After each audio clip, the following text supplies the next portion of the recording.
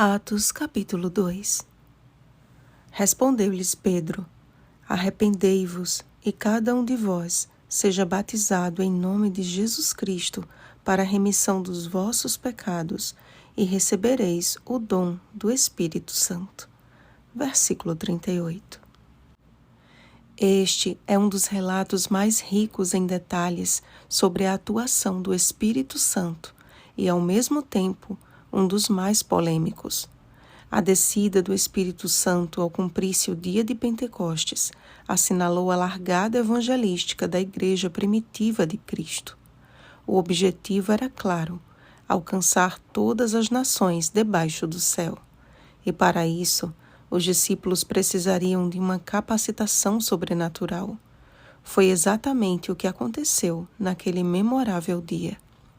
Todos ficaram cheios do Espírito Santo e passaram a falar em outras línguas, segundo o Espírito lhes concedia que falassem. Imaginem a cena. Ali estavam judeus, homens piedosos de todas as partes do mundo, reunidos em Jerusalém, a fim de celebrar aquela festa judaica, quando de repente cada um ouviu, na sua própria língua materna, alguns galileus falando sobre as grandezas de Deus. Todos começaram a se aglomerar a fim de ouvir seus irmãos hebreus falando fluentemente o idioma de sua pátria.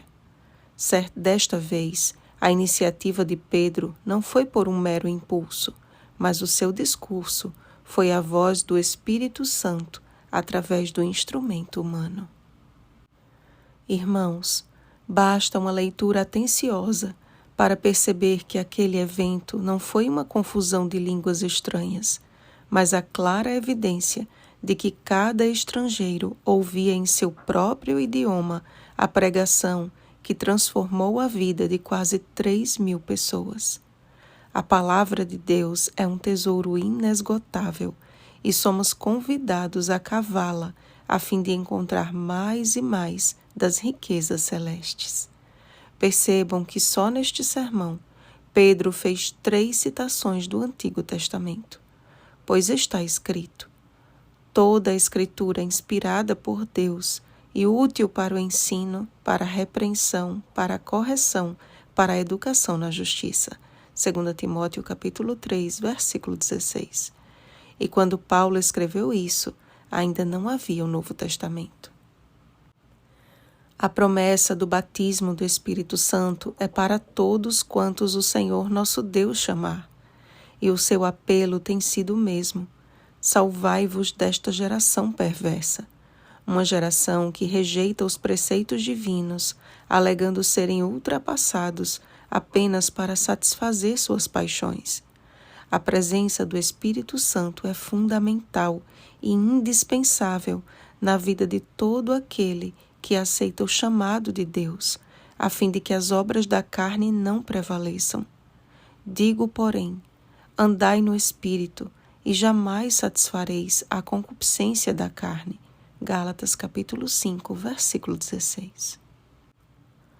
O resultado da atuação do Espírito Santo não foi e nunca será uma glossolalia sem sentido, mas a evidência de seu fruto, porque o fruto do Espírito é amor, alegria, paz, longanimidade, benignidade, bondade, fidelidade, mansidão e domínio próprio.